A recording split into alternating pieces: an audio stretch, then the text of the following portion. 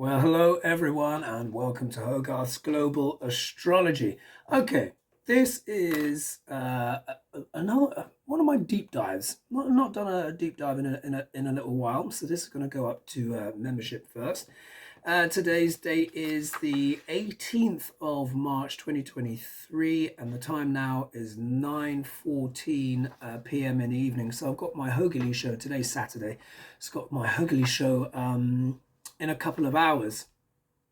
Right, this video is going to be about Benjamin Netanyahu, and someone who's been in the news recently. Now everyone will know. Now look, I've not gone into the whole deep dive backstory of Benjamin Netanyahu because in many ways he's such a political figure. For those that may or may not know, he is, I think, back again as president or prime minister of Israel, and he has been knocking around in politics for ages.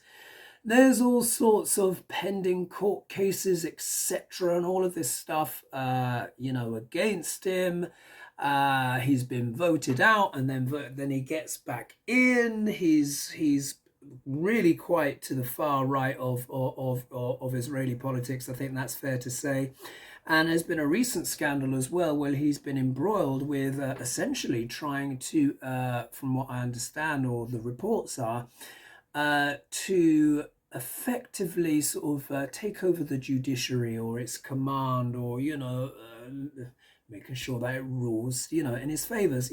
Classic dictatorship stuff. Yeah. And so I thought we'd just have a quick look at his chart and just see some of those characteristics, because the thing is, Netanyahu has been around for so long. If we went into his full back catalogue and political history and story and stuff like that, I mean, that could be a 3-hour thing. It's almost too elaborate and so long into, there's so much machinations and stuff like this, but he's quite a Trumpy like character. And again, like Duck Larange, like Trump, this is someone that could sell lives to cats, yeah. Because his political ability to hold on is extraordinary, and I can see this combination that he has. So let's start with the basics. So Benjamin Netanyahu was born according to the charts that I could find, born on the 21st of October 1949 at 10:30 a.m. in Tel Aviv. Yeah, Tel Aviv in Israel. So here is his chart. Here is his printed out chart, and we'll deal with the basics. But if we look here at the rising sign, so his rising sign, according to Vedic astrology, is not Sagittarius as it would be in the West. Now, in the West, that would make sense because obviously Sagittarius is very connected with righteousness, law, politics, etc., and stuff like that. But what I'm finding is that Scorpio has a tremendous amount to do with politics, but Scorpio is also about a sign of what? Power, yeah? Influence and power, machinations and stuff like that. Many of the political figures that I've read on have Scorpio significant in their chart. We all know about Duck Larange's debilitated moon, yeah, in Scorpio there with K2 in the nakshatra Ophiuchus, which deals with the serpent priest. Yeah, could be good or bad. Yeah, in which case for Duck Larange it's obviously not good. Joe Biden, for example, is a triple Scorpio. Yeah, he's Scorpio rising with Venus in the first house. Oh, what's the other? And the sun. He's got Venus and the sun in the first house. And many people in politics, what I've found is that they've got Scorpio strong somewhere in their chart. So Benjamin Netanyahu is not any different. So here he is, Scorpio rising with Venus in the first house, which is also what Biden has. And I'm not drawing comparisons between, I'm not saying Biden is Netanyahu, of course not. I'm just saying these political figures. And then look, he's got Chiron here in the first house as well. What's interesting too, Vladimir Putin has also got Venus in the first house. So we're going to talk a little bit about that. Netanyahu also has the sun in the 12th house. And again, the 12th house is very important in politics, and we'll talk about that when we get round to it. And he's got the moon in the 11th. Okay, so what's the significance of this? So straight away, he is a Scorpio rising. Where do scorpions live? Yeah, scorpions live in burrows underground. Yeah, Scorpio is a very intriguing and deep sign. It is naturally connected with metaphysics, believe it or not, spirituality, religion, all that kind of stuff, because all of the water signs are considered Brahmin. What does that mean? Water signs are sensitive. They're innately spiritual. Innately spiritual. So the water signs are Scorpio, Pisces, and Cancer. Yeah. You will often find those, particularly with Cancer and Scorpio, very closely connected with politics. Yeah, very closely connected with politics, because the sign of Cancer is about the homeland. Yeah, it's about the homeland. And Scorpio is about power. Yeah. Pisces is more about health, healing, arts, and redemption and stuff like that. So obviously, the old politicians may not be as quite interested in that aspect, yeah, of the signs. Oops, I kind of accidentally hit the cord of my light thingy-bob there. Anyway, not that there aren't any people with Pisces rising or strong prominent planets in Pisces in politics, but you don't find it as often. Cancer and Scorpio, yes, this is much more common, particularly the Scorpio. So we see it here. So what's the first house? The first house represents the identity, the body, how we come across, first impressions, our sense of impact in the world. What it also means as well, it means because Netanyahu is a Scorpio rising, it means Mars is the ruler of the chart. So wherever the ruler of the chart goes shows where the emphasis in that person's life will be in general. Now in Netanyahu's chart here, the Mars goes round to the 10th house. 1, 2, 3, 4, 5, 6, 7, 8, 9, 10. There we are. Mars does extremely well in the 10th house. In fact, all planets in angles pick up strength. So the angular houses are 1, 4, 7, and 10, with the 10th house considered the most powerful angle. So here, and you've also as well, this Mars is in Leo. Oh my goodness, and that's going to be very significant as well. And it's also there with Saturn. So when we get round to the 10th house, we'll talk about that. But this is someone that is extremely ambitious, extremely ambitious. The 10th house is all about ambition.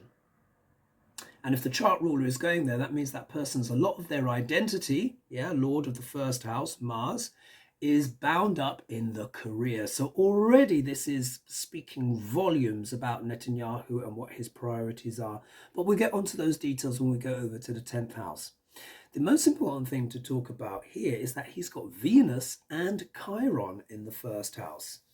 So what does that mean? Now, when Chiron is in the first house, as we see here, this is what I've found. Wherever Chiron appears in the D1, will show where a person has potentially received a wound in life. Could be mental, emotional, physical, spiritual, or financial, and sometimes all 5 of those things. Now, Netanyahu is not short of a penny or two, yeah. So I doubt it's financial. However, what this can speak about is that there can be a potential wound deep either within the body, received in the body. So sometimes it can be like an accident or an operation or something like that.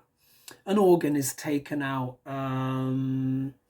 Sometimes it can even be a termination or a miscarriage, or it can even be, a leg is broken, or something, or car crash, or, something like that. But it speaks about a wound, yeah, a wound. So, but also as well, this could also be emotional as well, psychological, spiritual, those other factors that I've said. So how often this can often turn up. So what this shows is it shows that Netanyahu actually there's a deep vulnerability there. And Scorpio, believe it or not, is also known as the sign of insecurity. So here we have someone who's a Scorpio rising, but they've got Chiron in the first house and Venus is there. What's Venus? Venus, as everyone knows, is the planet of arts, beauty, culture, food, how we unwind, how we relax. Venus is also known as the nurse of the zodiac. She deals with rejuvenation, or even the waitress of the zodiac as well sometimes. But Venus is also a planet of relationships. It deals with marriage, but also deals with business as well. But Venus is also about it's also a planet of presentation, making things look good.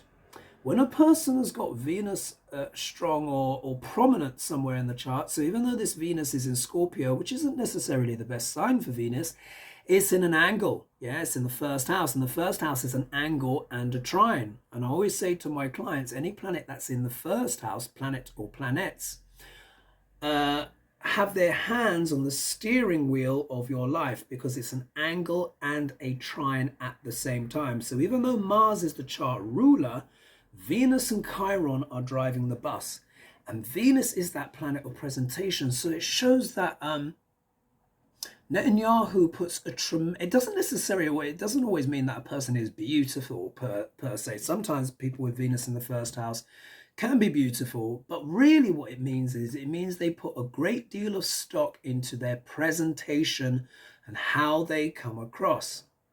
Vladimir Putin also has Venus in the first house. Venus is associated with peace. Yeah, will we say he's a peaceful person? No, but he's very, very keen in how he comes across. You notice how the image is very cultivated, the walk, the stance, etc. Netanyahu is no different.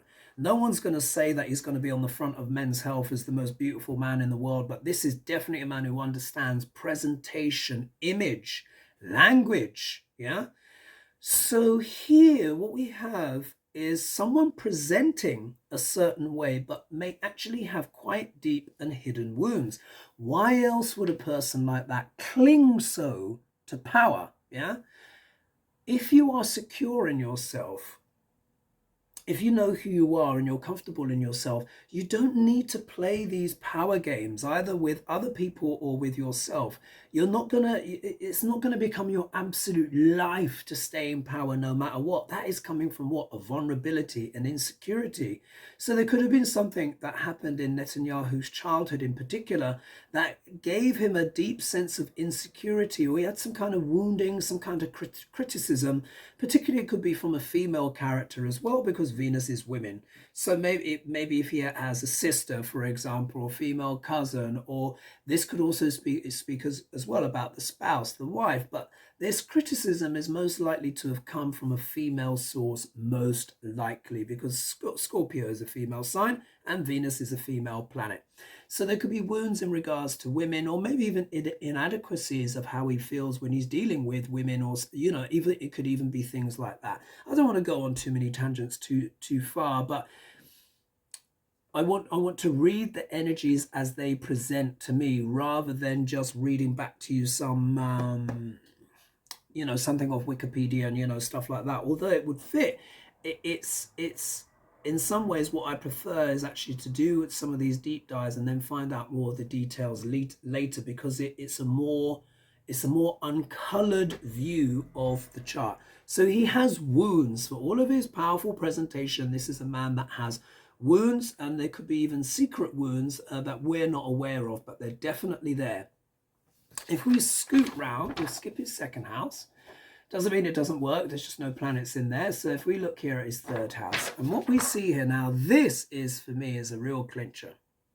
Now, he's got Jupiter in the third house. Now, what is Jupiter? Jupiter is the planet of expansion.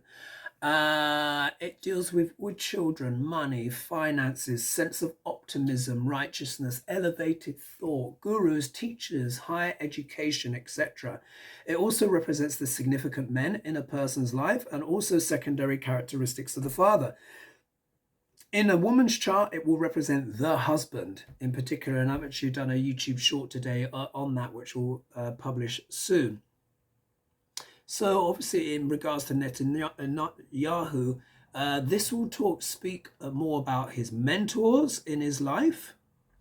It will also show secondary characteristics of the father, And it will also show some of his political leanings as well, yeah, or his approach to politics, because Jupiter is also a political planet.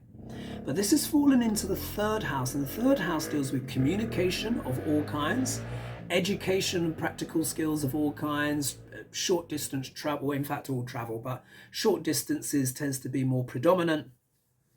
It is also a Kama house, a house of desire. Yeah, third house is a house of desire, how we take action in the world. And it also deals with siblings. Yeah, third house deals with like close work colleagues, siblings, neighbors even, and stuff like that. So here there could be an issue potentially with a brother. Yeah, I don't know if Netanyahu has got siblings and this, that, and the other, but this would indicate if he does have a brother, there could be an issue potentially with the brother, because this Jupiter debilitates in the sign of Capricorn, yeah, sidereal Capricorn.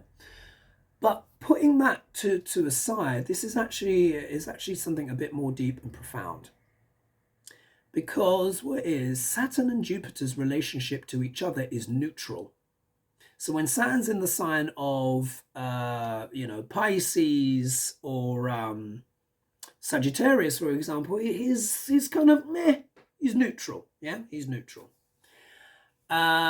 Likewise, Jupiter in the sign of Aquarius can actually do very well, which belongs to Saturn. However, Jupiter does debilitate in the sign of Capricorn, because wherever a planet exalts, it will debilitate in the opposite sign. The sign opposite Capricorn is the sign of Cancer. This is where Jupiter is said to have been exalted, but he also does extremely well in Aquarius. So what can this mean? What it means is when a planet is debilitated, it's not able to bring through quite the full blessings, yeah, the full blessings it normally would. So here when we're talking about this debilitated Jupiter, Jupiter deals with elevated concepts. Do you remember it also deals with politics, like I said as well? What it can do is it can actually introduce a sense of cynicism, yeah, cynicism. Jupiter ideally is about optimism, expansion, the bigger picture, spirituality, going forth out into the world and being bountiful and all of this kind of stuff. Whereas any sign that's in Capricorn in particular, or any planet that's in Capricorn, apart from Saturn himself, of course, gets squashed. I've referred to Capricorn as the sign of pressure. Yeah, that's my nickname for it. I call it the sign of pressure. It deals with top-down structures, hierarchical structures. Also deals with government. Yeah, deals with government, big business.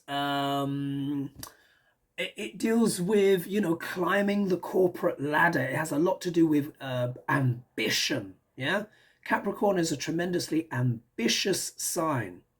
But when Jupiter's here, Jupiter is not necessarily about ambition per se. He's more about optimism and sharing. So when Jupiter is in the sign of Capricorn, that can squash him and make him, he doesn't have his more altruistic. He becomes a lot more cynical, very, very ambitious, but almost to the point of fault. Here, with particularly with and this shows as a Netanyahu character, there's this cynical element there where even where religion can be used as a weapon. Yes, because Jupiter also represents organized religion, but Capricorn is top-down structures. Yeah, also deals with conservatism as well. Saturn as a planet is naturally conservative. Yeah, so maybe not so much in Aquarius, but definitely in Capricorn. Yeah. So here there's this conservatism that comes in, this squash, this lack of optimism when it comes to the politics and the techniques and ways of moving forward. Yeah, third house also deals with negotiations and skills. What does Netanyahu? He pushes on the right, to the far right of politics. He's always trying to put pressure on maybe situations in Palestine and what have you, without getting too overtly political. But it starts to make sense, doesn't it? If you've got this kind of altruistic, optimistic planet here who's kind of being squashed in Capricorn. Now, it's not all bad, because obviously there are lots of people that have their Jupiter, in the world who in Capricorn. It happens once every 12 years, yeah, because that's how long Jupiter spends in a sign there or thereabouts. So, it's not super, super common, but it is very significant for the people that have it. For example, I've seen in women's charts who, if they've got their Jupiter in Capricorn, there are almost always issues with the husband. Sometimes he can even pass away young, or he's got a lot of baggage, or, there's just things, or his health is not great, or it could be a lovely person, but the health is not great, or something is amiss. So here we can see in terms of Netanyahu's chart, something is amiss. If this is manifesting as a sibling, if he has a brother, then there might be something there. Or the brother could just be very conservative, for example, might be very skillful, actually, could even be a musician, because the third house also deals with artisans, musicians, stuff like that. Poetry, speaking, sports even, and such things. But taking it back to Netanyahu, I think this is also showing these very conservative beliefs and this conservative rhetoric, because the third house, along with the second house, also deals with speech, the things we say, communications of all kinds, When we go to his fifth house is the, guess what, also deals with politics. Fifth house deals with creativity of all kinds, also deals with intelligence, being smart. But it also can deal with the arts, things that we do for the pleasure of it. It also deals with sport, mantras, writing books, like being an author in particular. All sorts of things. It's also connected with pleasure and romance. But guess what? Fifth house also deals with politics. Deals with politics. So we see, isn't this interesting? We're getting these significant markers for politics already. Now for Netanyahu, he has Rahu here in the fifth house in the sign of Pisces and in the nakshatra Revati. So you'd be thinking, oh my goodness, this must be a very compassionate man, because my nickname for Pisces is Empath's Corner. But Pisces also can deal with spirituality and religion as well, because it's the ruler of Pisces is Jupiter, in old money, and it's co-ruled by Neptune. Those are two very spiritual planets. So we've seen really also as well how Netanyahu has courted the more of the religious right, that more extreme conservative part to his cause. But there's more. Rahu is here. Now, Rahu is a wonderful planet. Rahu, well, he doesn't have a body. He's given, like Ketu, the dignity of half planet. They're very smoky. The nodes of the moon are also malefic as well. You can get the positives out of them, but you have to work very hard. You have to do a lot of spiritual work to get some of those more positive aspects, or certainly a lot of self-introspection and personal development, to make the most out of the nodes of the moon. Rahu, who is the head without a body, as all of you will know watching this, particularly because, membership will see this. I might put this out to the public at some time. But Rahu is the head without a body. And my nickname for him is what? Gobble, gobble. Wherever Rahu is, he wants more of. So if the fifth house is politics, that can mean quite literally wanting more politics. But the north node of the moon also represents the manifest point of destiny. So it shows as well that Netanyahu was always destined in some ways to be a politician or to give counsel and advice to others, because that's also what the fifth house is as well. It deals with consultants. And in a way, one can argue politics is all about that, giving consultation and advice to others, and all of that exchanging, working out laws and all of these things. But what now? Rahu loves the exotic, loves food, foreign lands, etc. Pisces is also a sign of foreign lands. It's also oceanic, deals with things far, far away. But Rahu, what's the shadow of Rahu? The shadow of Rahu is lying. Lying. So this can mean what? Lying in politics. Is that not one of the things, like Dr. Larange, that Netanyahu is well known for? This is part of what all these court cases are about: lying, embezzlement, etc. All of this different kind of stuff. So we can see that there, but it's also giving him a tremendous amount of intelligence. He's an intelligent guy, of course. If you've got all these court cases and somehow you're still able to cobble together some kind of political career, come back like Lazarus from the dead so many times, more lives than a cat. Like I said, Dr. Larange and Netanyahu can sell lives to cats. It's like they're almost Teflon covered and indestructible. Mind you, Duck Larange is saying he expects to be arrested very soon. So we'll see how that goes. We'll address that on the show tonight. But the point is that Rahu is also intelligent. Fifth house is also associated with intelligence and our brain babies as well. So that does make him very, very intelligent. But it also makes him quite a skillful liar and stuff like that as well, unfortunately. If we look here in the 8th house, Netanyahu has got planet Uranus. Now, what is Uranus? Uranus is sudden shocks and surprises, rebellions, individuality, inventiveness, deals with flashes and insights of the future, deals with aviation and technology of all kinds, is the higher octave of Mercury. It actually sits here in his chart in the nakshatra, which is called Ardra. Ardra also means the teardrop. But the other symbol for Ardra is the gemstone, and it means to be cut and faceted by life. It's also a very truthful nakshatra. Now, this is ironic, yeah, because we know about all of his, pork pie, shall we say, the lies, of Netanyahu. But what I would say is this. 8th house deals with the occult, the invisible, yeah? Netanyahu has one of these rare and unusual instincts of how to keep himself out of, well, not out of political trouble per se, but to avoid the full ramifications of the stuff that he gets up to, yeah? This can show, I think he has flashes, psychic dreams and insights, and I know people get a bit upset about this stuff, yeah? Because they're like, oh, why are you saying blah, blah, blah? Psychic abilities and skills are neutral, yeah? They're neutral gifts. They don't just go to good people, yeah? Some of the biggest crooks on planet Earth are psychic. You know why? That's part of the reason why they don't get caught. Yeah, it's a power. Yeah, that can be used for good or ill. Netanyahu is displaying one of those characteristics there. And I've even said it about Duck Larange at certain times. I don't say it too much because obviously, people just get deeply offended by such things. But look, if you're going to avoid prison, jail, this, that, and the other, you need some kind of insight. Yeah, this is part of the reason why these crooks, they're so hard to catch, because they have the instinct of what to say, what to do, who to talk to. Yeah. That is very useful. That is a very useful skill set. Anyone who's psychic, intuitive, or whatever can do.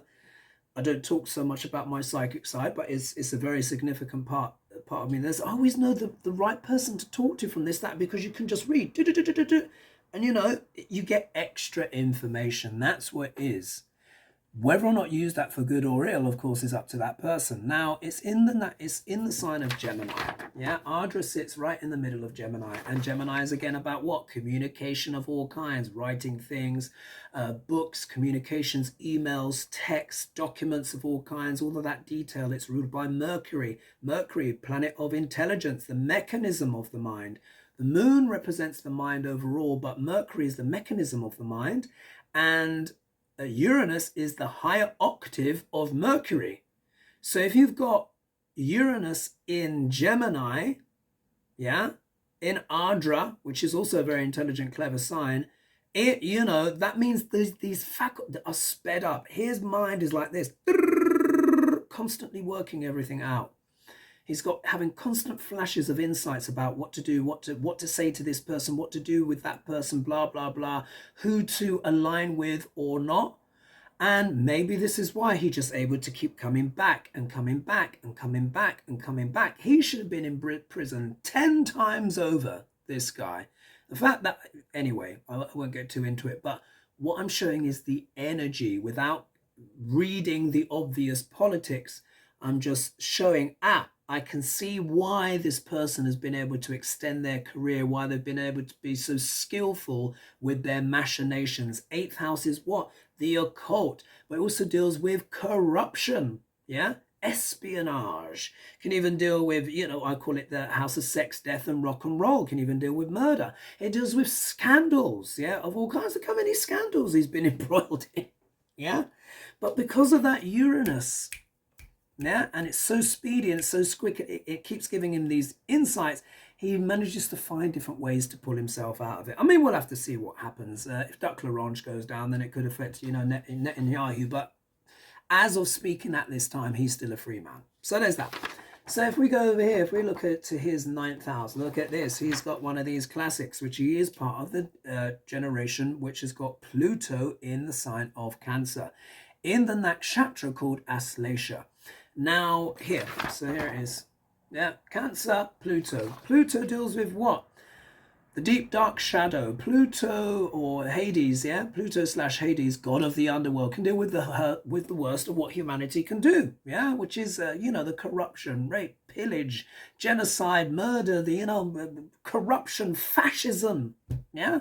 Look at the big rise of fascism that's kind of rising up right now, as here Pluto by transit is in the opposite sign, yeah. He's now in sidereal Capricorn, opposite. Yeah, so Netanyahu is literally having a Pluto opposition. Yeah, and so the thing is this. Now there are positive sides to Pluto, which is transformation, alchemy, and all of this kind of stuff, transcendence, and wanting to do the best for the world. Yeah, humanity, development of the soul, and all that kind of stuff. But obviously, that's not really where Netanyahu is. So it's probably more the shadow side. Aslesha is known as the embracer. Yeah, the entwiner. But the negative, and now the positive part of this can deal with the occult, spirituality, and literally mysticism and stuff like that. The deities of Aslesha are called the Nagas, which are said to be the dragon race of people that live underground in a world illuminated by beautiful gemstones. Yes, it can also have a lot to do with business. This is a Mercury-ruled nakshatra.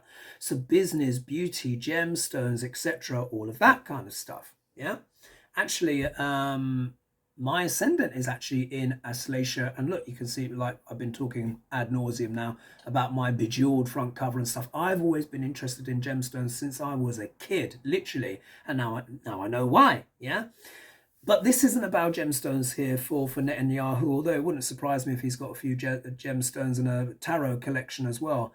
Aslesha, the negative side, can deal with mental illness, mental emotionally controlling and manipulation. Yeah, this is like the shadow of the mother. And the other one is not letting go, refusing to let go, the entwiner. Yeah, it is symbolized by a serpent, something like a boa constrictor. What's the 9th house? The 9th house deals with the father, yeah, but it deals with travel, internationalism, languages, the law and lawmakers, and it deals with what? Politics. Yeah, you guys know this already. It deals with politics. Yeah. So we can see quite literally Netanyahu doesn't want to let go of his political situation and has been prepared to do all kinds of manipulation and scandalous things to what? Stay in power. Yeah, for entertainment purposes only. But look, we know this stuff. This guy's been around for a long time. He's been around for a long time. So there it is. So if we look at the 10th house, let's go to the 10th house. What is the 10th house? The 10th house is known as the highest angle. Yeah, so it deals with our public duties, name, fame, reputation, our legacies, the things that we're supposed to ideally do for others. It's a very prominent house because it's the highest house. That's where everyone is seen. It's any planets that are in there are seen. They're way above the horizon. It's like high noon, midday. Yeah. And so what we're seeing here, because Mars, the chart ruler, because he's a Scorpio rising, goes to the 10th house, it shows this tremendous emphasis on his career, yeah, name and fame, public standing. But look, it's also combined with Saturn. Now, Mars and Saturn are enemies. Mars is the accelerator, Saturn is the brakes. Yeah, Mars wants to go out there and fight. Saturn's like, let's plan this out first. So what can happen is here, so he's got 2 malefics in the 10th house, but both of them like being in the 10th house. When Saturn is in the sign of Leo, because he's a shy, modest planet, he can feel less than. Yeah, there can be a sense of insecurity, but it tends to be in the youth. However, when Saturn is in Leo, what happens is a person can accrue power and influence with time. Because what happens is Saturn is a perfectionist planet and he's a modest planet. So when he messes up, he will course correct. He'll correct himself over time and try not to repeat mistakes. So think about it. Saturn has a strong perfectionist streak. Imagine if you're someone and you've made mistakes, but you learn from your mistakes and you keep improving bit by bit over time. This is what happens when Saturn is in the sign of Leo. And what can actually happen is that leader, because they learn from their mistakes, they course correct as they go along. It means once that person is in a position of power and influence, they can be almost unshakable. I mean, I kid it not. It is actually one of the hallmarks of dictators, actually, believe it or not, is to have Saturn in Leo. But it can also be positive as well. So say, like, for example, Volodymyr Zelensky, for example, has his Saturn in sidereal Leo. Yeah, Leo is also about performing as well. Remember, sometimes it's lights, camera, action. It's the natural fifth sign of the zodiac. It's where the sun is. It shines brightly. It's creative. It's about leaders and creative people of all kinds: CEOs, presidents, bosses, actors, prominent artists. Poet, TV presenters, dancers. There is that Hollywood, that lights, camera, action aspect, but also as well, Leo is about to manage. It means to manage a kingdom. It deals with responsibilities and duties of all kinds.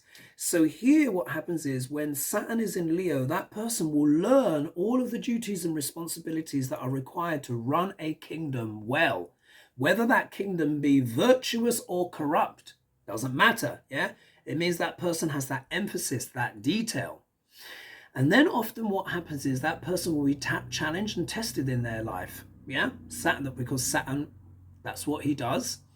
And because he's not comfortable in the sign of Leo, because it belongs to his father, the sun, and there was a little bit of a scandal over Saturn's birth because he was considered illegitimate, because he was the born of the clone of the wife of the sun.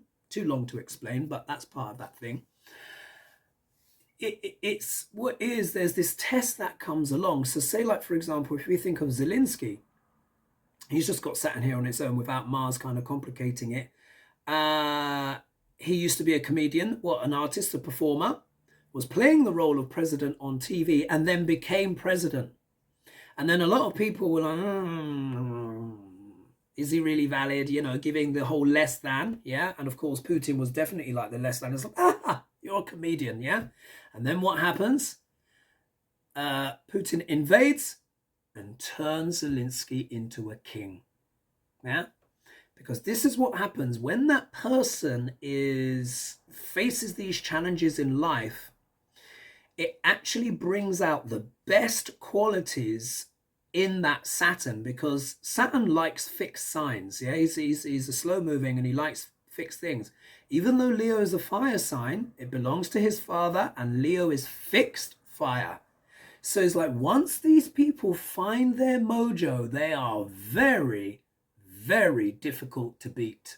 Very difficult to beat because they have this sheer determination. Look at because Saturn is also the planet of greatness and backbone. Look at the effect that Putin has had on Zelensky. He's brought out the steel in that's it. He's whatever happens to Zelensky now, whatever transpires over time, he's now a king. Yeah, he's now a king. He's now a hero in the eyes of the world. We can't analyze full legacies until that person is gone or what have you. But look at the transformation that's happened before our eyes. So it means Netanyahu has some of this quality as well. I'm not saying necessarily a good thing, but he's got he's steely. You have to have a very steely personality to withstand such pressures and stuff. And that's what Saturn does. Saturn is the planet of pressure.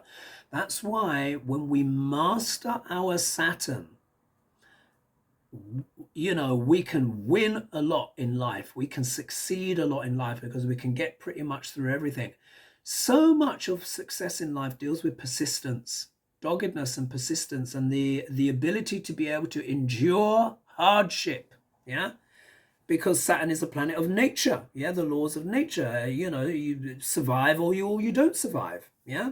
But here he's got it in with Mars.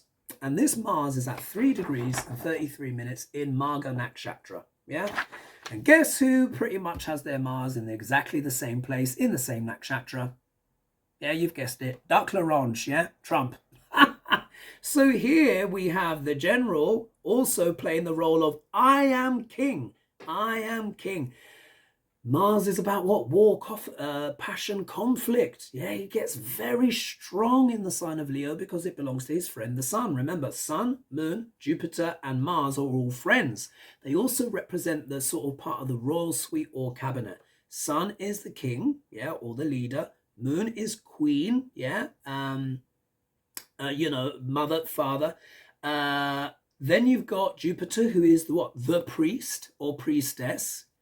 And Mars is the general. This is why you will always find the military and the government or the king are always together, pretty much. Or this is also sometimes why you will see a military coup from now and again, where the military will take leadership, yeah, because it's very close together.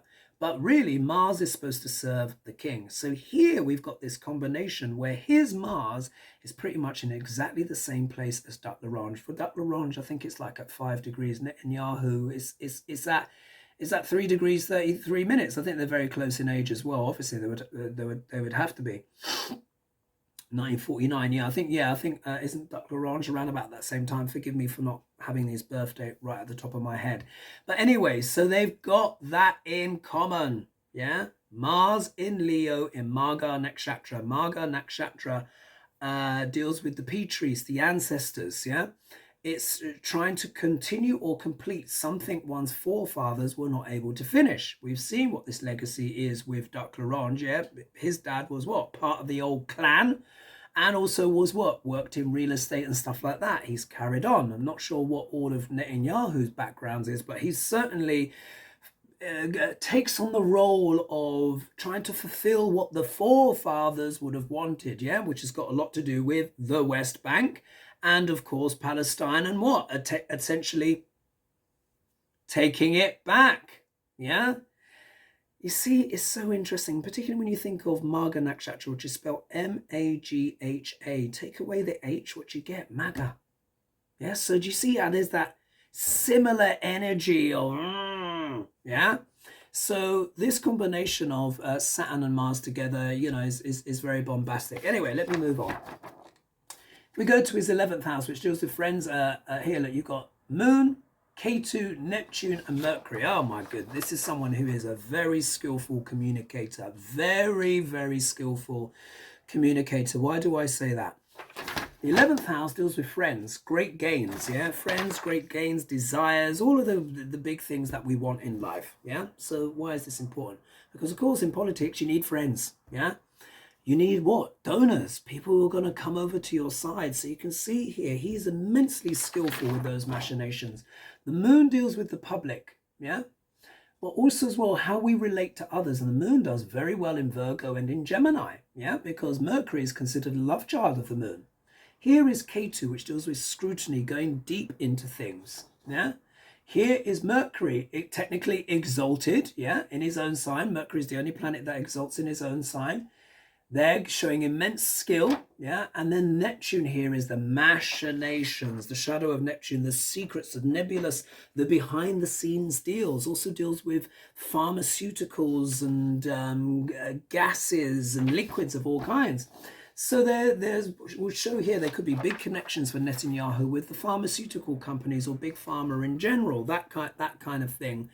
Deals with all kinds of liquids and medicines, and think of recent medicines and that have turned up in the form of liquids that a lot of people have used over the last few years. Let's just leave it there like that, yeah? So we can see that connection there.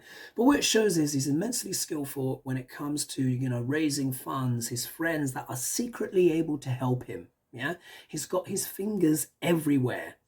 And Mercury and the Moon, whenever they're together or opposite on each other's signs, it speeds up the mind. So Netanyahu's mind is always racing.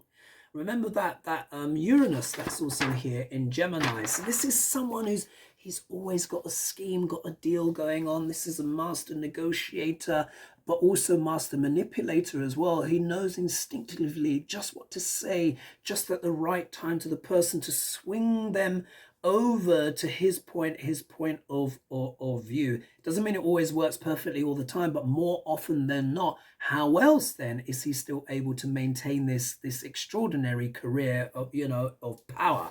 Yeah, we're coming back like Lazarus from the dead. But then when we look here in the you've got the sun here debilitated in the sign of Libra in the 12th house. Now the 12th house deals with what? Endings and beginnings.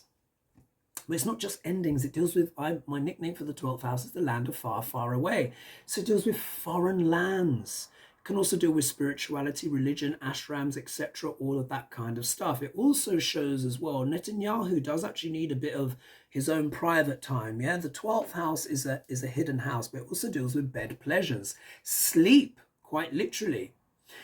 So here the sun also represents the body of the father. So it can also show the father may have had foreign roots in foreign lands, but it could also mean the father had secrets.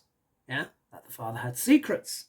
Because 12th house does deal with secrets. I also call it the house of royalties. It deals with indirect income. So what this shows is, now think about it, in politics is what? International. Many politicians have a planet in the 12th house, even though it's associated with loss and endings and stuff, and it's a Dustana house. This is true, but it's, in a way, the virtues or the advantages of the 12th house are often overlooked. What it can show is it can show having influence in foreign lands. Now, of course, if you work in politics and you're a leader of a nation, what do you need? You need to travel what? To foreign lands. Go to foreign lands and have what? Influence there. So this actually works very well for the placement in terms of politics, or people that are interested in politics or having a career or being better known in foreign lands and stuff like that. This would affect potentially the health of the father as well, particularly as well as this sun is well within the first 10 degrees of Libra, which is pretty much the exact debilitation point of the sun. The sun debilitates exactly at 10 degrees of sidereal Libra, and it exalts at 10 degrees of Aries, sign opposite. Yeah. But anything from 0 degrees up to 10 degrees shows that sun is quite compromised. So what this shows is that for all of his power, again, there's that deep insecurity there, like with that Chiron in the first house that I was talking about. There's that wound there. Here, Libra is the ruler, Venus is the ruler, yeah, of Libra and Taurus. So for the Scorpio person, Libra rules the 7th house and the 12th house. The 7th house is the public, anyone that's not us, business, etc. And the 12th house is everything that I've just described.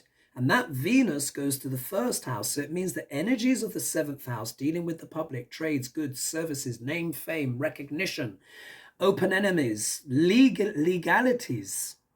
And 12th house, losses, machinations, bed pleasures, secrets, sometimes addictions, scandals, stuff like that. But also money from overseas, royalties, friends in foreign lands or doing well in foreign lands. That all goes to what? The 1st house, which is the body. So we can see here by the placements of Venus and the placements of Mars, we can see Netanyahu's preoccupation with politics and staying in power. He's also got Ceres here as well, and Ceres is our devotion to things, almost like a mother's love for someone or something. But I found it also relates to Ceres is the Roman name for Demeter, the original Greek goddess of harvest, her daughter Persephone, and it also deals with Hades. So it can deal with losing something, like Persephone was stolen away and trying to get it back, or having something and then fearing that it will be stolen away. Isn't that interesting when one thinks about the political life of Netanyahu, who has always been trying to hold on to his career? Then he wasn't the president for a while, or PM for a while, and then he got it back. Yeah, so there's this toing and froing and all of that stuff. And it also shows as well that maybe his morals to a certain extent as well. This is a person that is maybe forfeiting his morals in order to stay in power, because when the sun is in Libra, the sun feels compromised. He can't be quite as noble. Now, there's lots of wonderful people that have their sun in sidereal Libra, and it's only the first 10 degrees that are the most difficult. But sometimes these people do struggle to shine in the world as themselves, as their personalities. They always feel like they need someone else to be there, or they have to be in a marriage or a partnership. Of course, with Netanyahu, he's in political partnership and what? Horse trading and dealing with everyone, yeah, because Libra is the sign of compromise, but it also deals with trade, goods and services, and legalities as well. So you can see here how he's always been juggling those things to stay on top, but we can also see maybe some of that moral compromise as well, where he's slightly less than virtuous, and I think that's fair to say. But I will leave it there. Let me know what your thoughts are in the comments below. And we have covered Benjamin Netanyahu, and of course let me know who you'd like me to feature next. All right, bye for now, folks. Cheers.